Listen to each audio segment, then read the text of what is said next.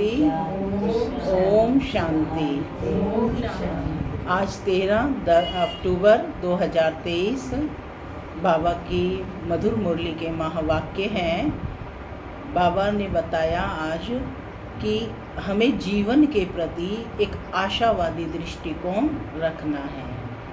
बाबा कहते कि कोई भी परिस्थिति आए जीवन में, लेकिन हमें धैर्य को धारण करना है। बाबा बच्चों को धैर्य देते हैं कि सुख के दिन आएगी आए, जीवन में मुरझाइश नहीं आनी चाहिए। अब धैर्य कौन धारण करेंगे वे हम आज बाबा की मुरली में सुनते हैं। बाबा की मुरली के महावाक्य हैं। बाबा कहते, मीठे बच्चे धीरज रखो, अब तुम्हारे दुख के दिन पूरे हुए, सुख के दिन आ रहे हैं। निश्चय बुद्धि बच्चों की अवस्था धैर्यवत रहती है। कैसे बच्चों की? जो निश्चय बुद्धि है। निश्चय बुद्धि बच्चों की अवस्था धैर्यवत रहती है। प्रश्न, किसी भी हालत में मुरझाइश ना आए, इसकी सहज विधि क्या है? ब्रह्मा बाप का सैंपल सदा सामने रखो। कितनी परिस्थितियां आई, लेकिन ब्रह्मा बाप सदैव कैसे रहे? अचल रहे। ब्रह्मा बाप का सैंपल सदा सामने रखो। इतने ढेर बच्चों का बाप, कोई सपूत बच्चे हैं तो कोई कपूत हैं, कोई सर्विस करते हैं, कोई डिससर्विस करते हैं, फिर भी बाबा कभी मुरझाते नहीं, घबराते नहीं। फिर तुम बच्चे क्यों मुरझा जाते हो? तुम्हें तो किसी भी हालत में मुरझाना नहीं है। गीत चला धीरज धर मनवा, सुख के दिन आएगी आए। ओम शांति। धीरज धर मनवा मनुष्य को नहीं कहा जाता। मन बुद्धि आत्मा में है, यह आत्मा को कहा जाता है। आत्मा को सिवाय परम पिता परमात्मा के और कोई कह ना सके कि धैर्य धरो, क्योंकि अधीर्य को ही धैर्य दिया जाता है। अगर ईश्वर सर्वव्यापी है तो उसके लिए सुख देने तो उसको अधीर्य कहा नहीं जाता। फिर से सुनेंगे, अगर ईश्वर सर्वव्यापी है तो उसको अधीर्य कहा नहीं जा सकता। मनुष्य इस समय सब अधीर्य हैं, दुखी हैं, इसलिए धैर्य देने के लिए, सुख देने के लिए बाप आए हैं। कहते हैं अब धैर्य धरो। बाप के महावाक्य सिर्फ तुम्हारे लिए नहीं है, वास्तव में सारी दुनिया के लिए हैं। सारी दुनिया आहिस्ते आहिस्ते सुनती रहेगी। जो सुनते हैं वह आते रहते हैं। सबका सद्गति दाता, दुख हरता एक बाप ही है। यह है ही दुख की दुनिया। बच्चे समझते हैं अभी हमारे मुक्ति, जीवन मुक्ति के दिन व कलयुग पतित दुनिया से छुटकारा पाने के दिन है। तुम्हारी बुद्धि में यह है, सो भी नंबरवार पुरुषार्थ अनुसार। सबको यह धैर्य नहीं है कि अभी हम इस दुख की दुनिया से छुटकारा पाए अपने सुख धाम में जाएंगे। तुम बच्चों को भी स्थायी निश्चय रहना चाहिए।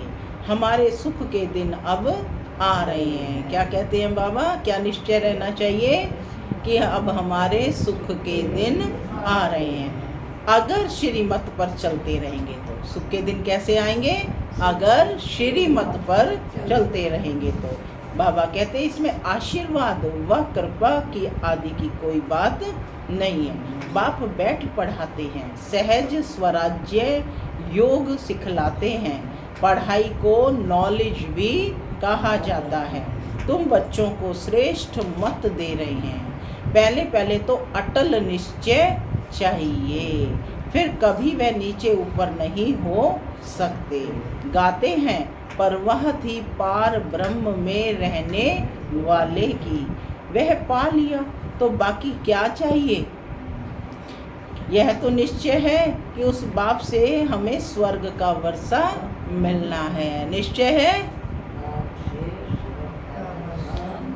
तो धैर्य पहले ही स्थायी मिल जाता है। यह है अविनाशी धैर्य। सर्टेन है माने निश्चित है कि हम श्रीमत पर श्रेष्ठ ते श्रेष्ठ श्रेष्ठाचारी राज्य भाग्य स्थापन कर रहे हैं बगैर कोई लड़ाई झगड़े। तो फिर मुरझाने की क्या दरकार है। भल घर में 10-12 बच्चे हों, बाबा को तो देखो हजारों लाखों बच्चे हैं। कई बच्चे हंगामा भी मचाते हैं।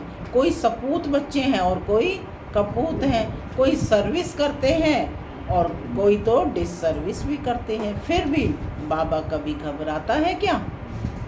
तो बच्चों को भी घबराना नहीं चाहिए। गृहस्थ व्यवहार में भी रहना है। एक तरफ है हठ योग कर्म संन्यास, तुम्हारा है बेहद का संन्यास। यह है राजयोग। तुम्हें गृहस्थ व्यवहार में रहते बाप से वर्षा पाना है। बहुत सहज है। अभी तो अपने सुख धाम के झाड़ दिखाई पड़ रहे हैं। परोक्ष अपरोक्ष बुद्धि से जानते हैं, यानी प्रत्यक्ष या अप्रत्यक्ष रूप से बुद्धि से जानते हैं। साक्षात्कार हो ना हो पुरुषार्थ करते हैं भविष्य स्व राजधानी के लिए। एम ऑब्जेक्ट सामने है ना। क्या है एम ऑब्जेक्ट। लक्ष्मी नारायण। लक्ष्मी नारायण का चित्र देख रहे हो ना। ऐसे नहीं कि हमको साक्षात्कार हो तो माने। यह तो बुद्धि से समझने की बात है। इन आँखों से चित्र देख रहे हो ना, इन आँखों से फिर भी यही देखेंगे। राजयोग है ना। बुद्धि भी कहती है बरोबर चित्र रखे हैं, फिर साक्षात्कार क्या कराएं। श्री कृष्ण सतयुग का मालिक है ना। शिव परम धाम में रहने वाला है। तुम लक्ष्मी नारायण बन सकते हो। यह है तुम्हारी एम ऑब्जेक्ट। तो आईने में देखो कि वह दैवी गुण हमारे में कहाँ तक आए हैं। बाप धैर्य तो बहुत अच्छा देते हैं। अब पढ़ना है। राजाई के लिए ज्ञान चाहिए, वह बाप दे रहे हैं। ICS वालों को सबसे जास्ती नशा रहता है। हम बड़े से बड़ा ऑफिसर बनेंगे, माने सिविल सर्विसेज वालों को, जिसको आजकल इंडियन एडमिनिस्ट्रेटिव सर्विसेज कहते हैं, तो उन्हें बड़ा नशा रहता है कि हम बड़े से बड़ा ऑफिसर बनेंगे। यूँ तो धंधे व्यवहार में भी करोड़पति बन जाते हैं। बाबा फिर तुमको यह धंधा सिखलाते हैं। तुम्हारा धंधा क्या है। सट्टा मट्टा का। तुम बाप को कोड़ियाँ देते हो। सट्टा मट्टा का मतलब कोड़ियाँ देते हो और उसके एवज में 21 जन्मों के लिए बाबा तुमको स्वर्ग का मालिक बनाते हैं। यह सौदागरी भी है तो पढ़ाई भी है। सिर्फ सौदागरी से काम नहीं, वर्ल्ड की हिस्ट्री ज्योग्राफी का भी नॉलेज चाहिए ना। बाबा कहते स्वदर्शन चक्रधारी भी बनना है। जितना पढ़ेंगे उतना ऊंच पद पाएंगे। स्वर्ग का मालिक तो प्रजा नौकर चाकर भी होगी। अभी भी सब कहते हैं हमारा भारत हमारा देश है, परंतु राजा और प्रजा में तो बहुत फर्क है। बाप कहते हैं जितना हो सके ऊंच ते ऊंच पद पाओ। माता पिता समान पुरुषार्थ करो। समझा जाता है सब तो गद्दी पर नहीं बैठेंगे, फिर भी रेस करानी पड़ती है। नंबरवार पुरुषार्थ अनुसार ही राजाई पद पाएंगे। जिनका जो पुरुषार्थ कल्प पहले वाला है वह साक्षी हो देखते हैं। फिर किसी का पुरुषार्थ ठंडा देखते हैं तो तीव्र बनाया जाता है। तुम्हारा तो पुरुषार्थ बहुत ठंडा दिखाई पड़ता है। तुम्हारा ममत्व लगा हुआ है। ट्रस्टी बनाया फिर ममत्व क्यों। बाबा पूछ रहे हैं कि ट्रस्टी बनाया फिर ममत्व क्यों। निमित्त बनकर चलना है फिर भी ममत्व क्यों। क्यों बताओ। क्योंकि तुम श्रीमत पर नहीं चलते हो, तो तुम श्रीमत पर चलो। पूछते हैं बाबा मकान बनाऊं। हाँ, क्यों नहीं बनाओ? भल आराम से बैठो, बाकी थोड़े रोज ये अच्छी अच्छी दुनिया है, भल आराम करो, बच्चों आदि की शादी कराओ। बाप कोई पैसा नहीं लेते हैं, वह तो दाता है। शिव बाबा ने इस समय बच्चों के रहने के लिए यह मकान बनाया है, अपने रहने के लिए तो यह शरीर निमित्त बनाया है। कौन सा शरीर? ब्रह्मा बाबा। मकान आदि में कौन बैठे हैं? बच्चे ही बैठते हैं ना।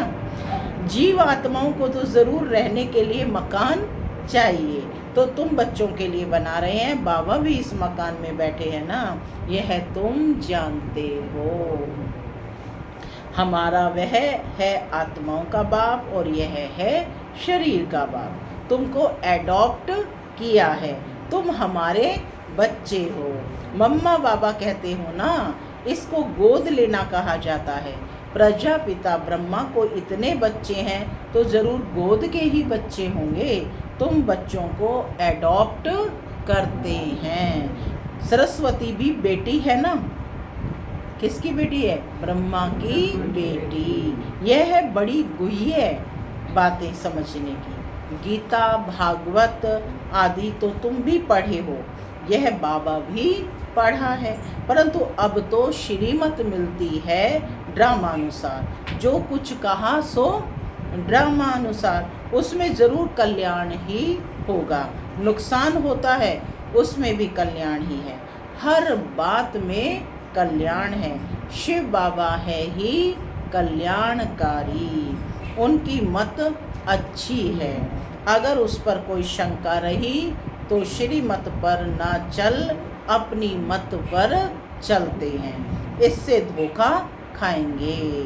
जब अपनी मत पर चलते हैं तो बाबा कहते हैं इससे धोखा खाएंगे। फिर शिव बाबा क्या करे? तो क्या करना है? किस पर चलेंगे? श्रीमत पर।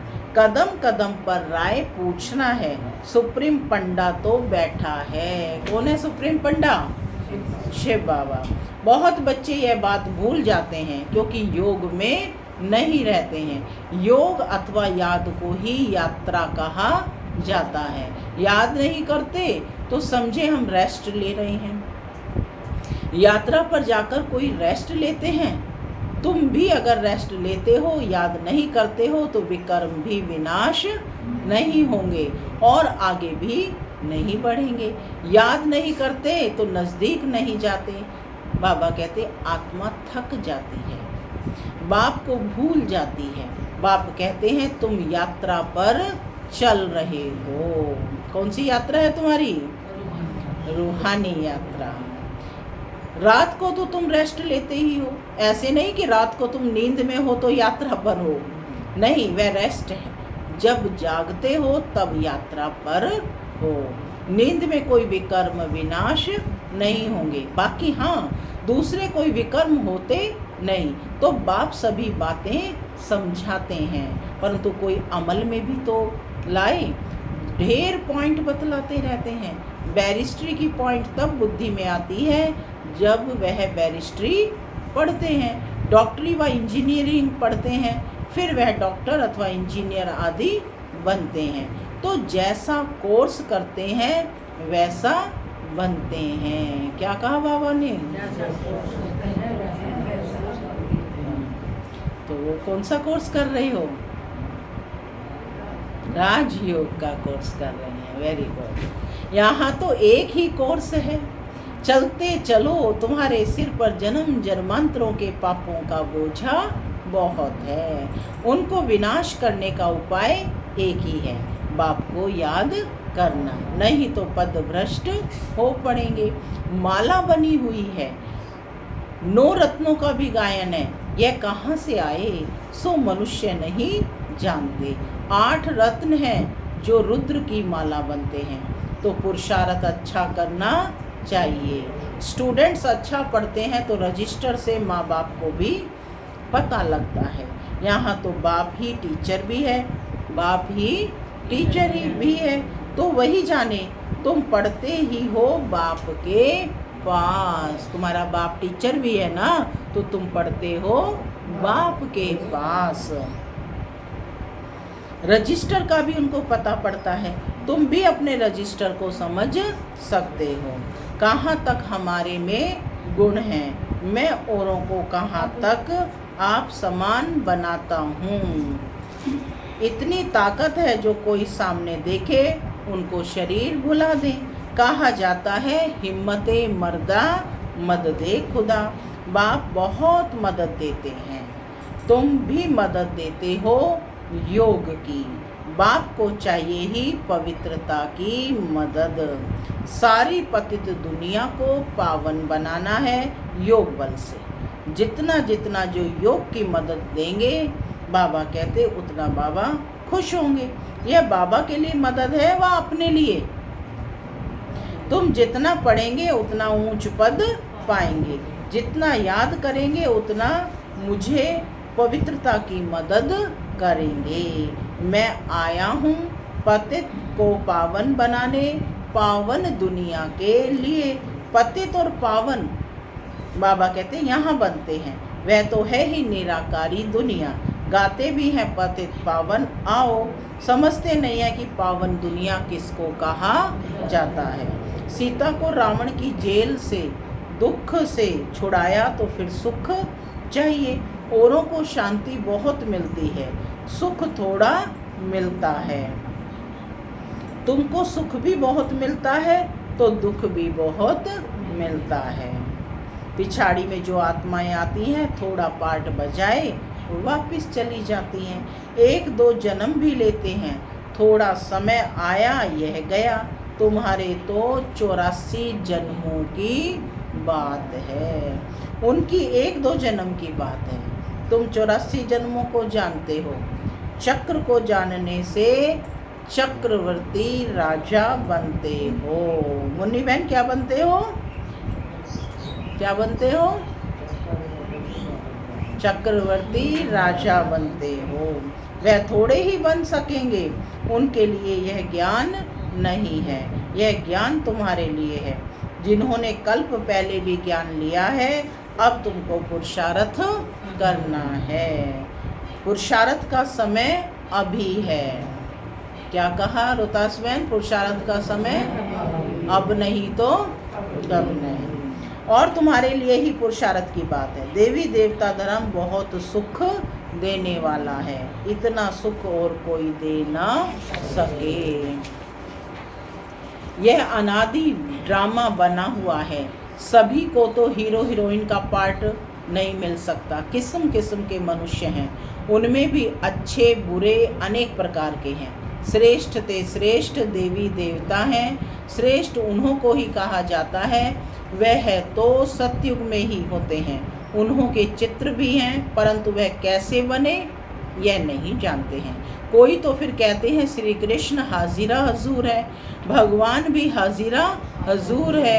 इन सब बातों को तुम बच्चे अब समझ गए हो। यह एम ऑब्जेक्ट बहुत अच्छी समझाने के लिए सबको निमंत्रण ज़रूर देना है। क्या कहा बाबा ने?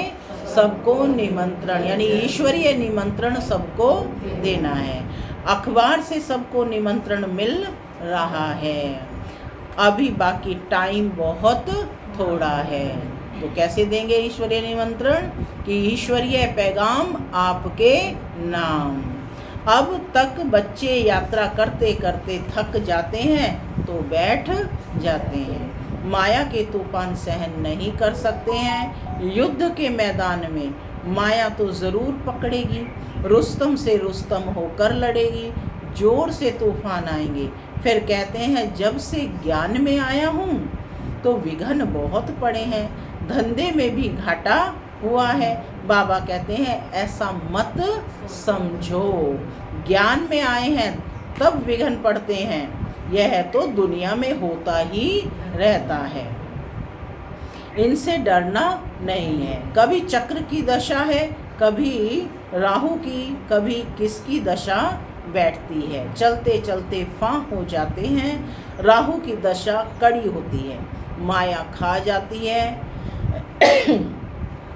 तो काले का काला बन जाते हैं। माया थप्पड़ लगाए एकदम काला मुंह कर देती है।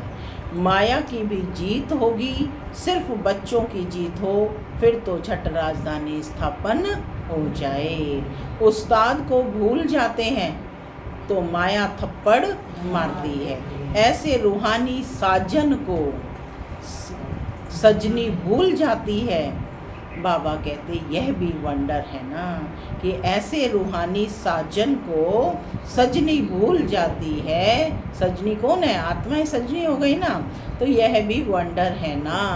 अच्छा, मीठे मीठे सिक्के लधे बच्चों प्रति माता पिता बाप दादा का याद प्यार और गुड मॉर्निंग। रूहानी बाप की रूहानी बच्चों को नमस्ते। हम रूहानी बच्चों की बाप दादा को याद प्यार गुड मॉर्निंग और नमस्ते। नमस्ते सदा रहो हंसते। धारणा के लिए मुख्य सार। पहला, योग बल से पतित दुनिया को पावन बनाने में बाप का मददगार बनना है। याद की यात्रा में रेस्ट नहीं लेनी है। ऐसी याद हो जो सामने वाला अपना शरीर भी भूल जाए। दूसरा, श्रीमत में कभी भी शंका उठाकर अपनी मन मत नहीं चलानी है। हर बात में राय लेते रहना, उसमें अपना कल्याण समझकर चलना है। वरदान, सहयोग की शुभ भावना द्वारा रूहानी वायुमंडल बनाने वाले मास्टर दाता भव। जैसे प्रकृति अपने वायुमंडल के प्रभाव को अनुभव कराती है, कभी गर्मी कभी सर्दी, ऐसे आप प्रकृति जीत सदा सहयोगी सहज योगी आत्माएं अपनी शुभ भावनाओं द्वारा रूहानी वायुमंडल बनाने में सहयोगी बनो। वह ऐसा है, वह ऐसा करता है, यह नहीं सोचो कैसा भी वायुमंडल है, व्यक्ति है, मुझे सहयोग देना है। दाता के बच्चे सदा दाता हैं, तो चाहे मनसा से सहयोगी बनो, चाहे वाचा से, चाहे संबंध संपर्क के द्वारा, लेकिन लक्ष्य हो सहयोगी जरूर बनना है। स्लोगन, इच्छा मात्रम अविद्या की स्थिति द्वारा सर्व की इच्छाओं को पूर्ण करना ही कामधेनु बनना है। इच्छा मात्रम अविद्या की स्थिति द्वारा सर्व की इच्छाओं को पूर्ण करना ही कामधेनु बनना है। कामधेनु माना सबकी मनोकामनाओं को पूर्ण करने वाले। ओम शांति, ओम शांति, ओम